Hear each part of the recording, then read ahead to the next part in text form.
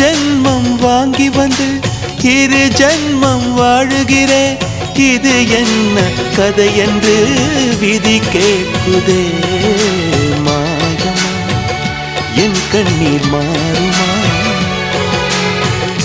எங்கேயோ தொலைந்த விதை இங்கே வந்து பூத்ததென முல்லை பூ என்றிருந்தேன். முள்ளோடு பாய்ந்ததென்ன நான் உடன் நினைக்க நிழல் என்னை தூரத்த உயிர் தியக்கும் பயணம் என்ற திருப்பத்தில் முடிவது ஓய்ந்தது. என் கால்கள் ஓய்ந்தது, தீர்ந்தது, கண்ணீரும் தீர்ந்தது.